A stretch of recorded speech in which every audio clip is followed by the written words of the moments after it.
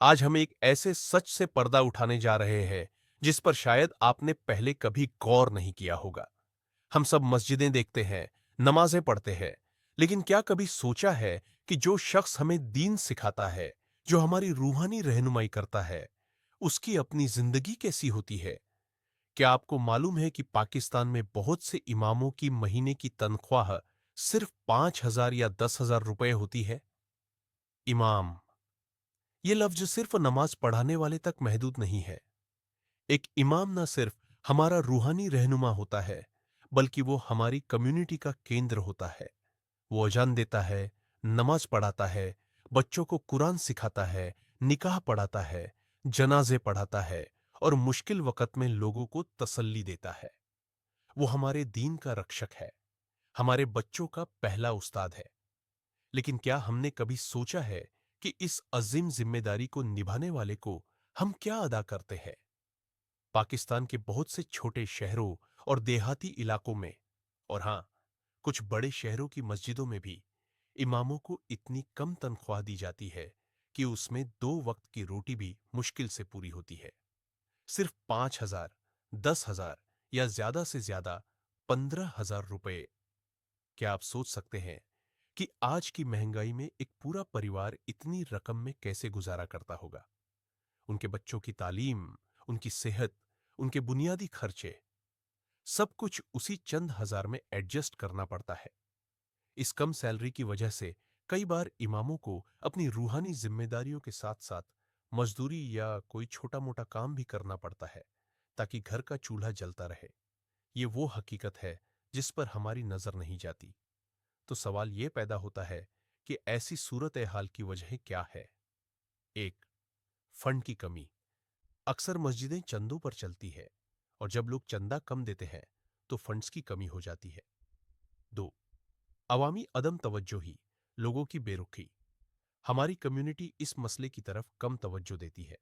हम मस्जिदों की इमारतों पर खर्च करते हैं, लेकिन इमाम की जाती जरूरतों को नजरअंदाज कर देते हैं। त्री, जमात की गुर्बत। जिन इलाकों में लोग खुद गरीब है, वहां वे इमाम को अच्छी तनख्वाह देने की स्थिति में नहीं होते।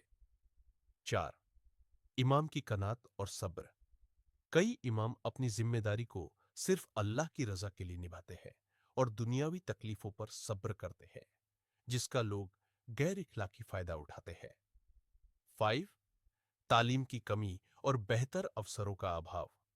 कभी कभी इमामों के पास दीनी तालीम तो होती है, लेकिन दुनियावी स्किल्स की कमी के कारण उन्हें कोई बेहतर नौकरी नहीं मिल पाती। इस्लाम ने तो अपने उल्मा और दीनी खिदमत करने वालों के हक को बहुत अहमियत दी है।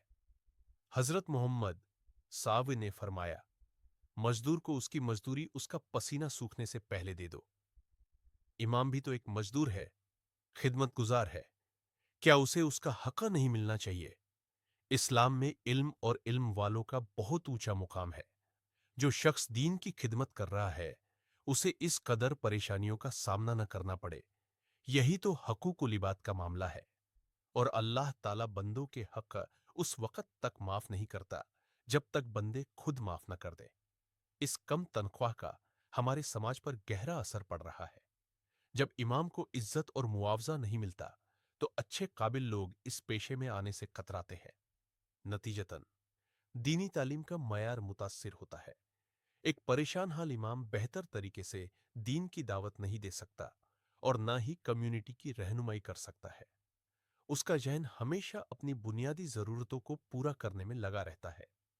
लोगों और इमाम के बीच वो गहरा ताल्लुक पैदा नहीं हो पाता जो होना चाहिए, क्योंकि इमाम खुद अपनी परेशानियों में घिरा रहता है। तो अब सवाल है कि इस मसले का हल क्या है? फैक्ट पंच उर्दू की टीम की तरफ से हम आपको कुछ सुझाव देना चाहेंगे। एक, मस्जिद कमेटियों को चाहिए कि वो मस्जिद के खर्चों में इमाम की मुनासिब तनख्वाह को पहली तरजीह दे और लोगों को खुलकर इसके लिए चंदा देने की तरगीब दे।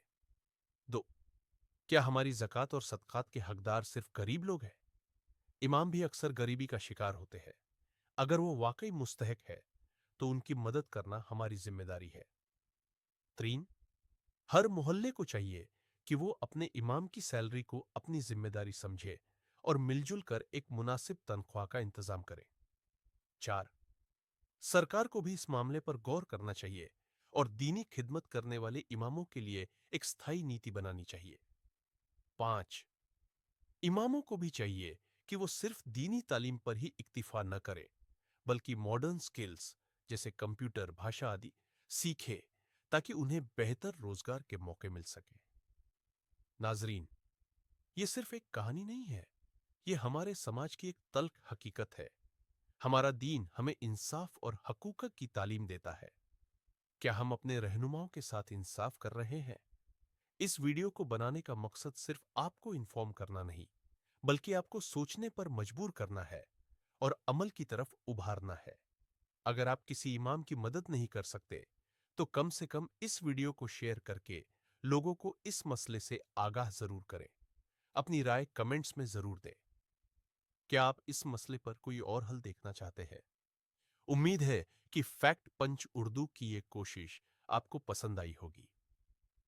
अगली वीडियो तक अल्लाह हाफिज।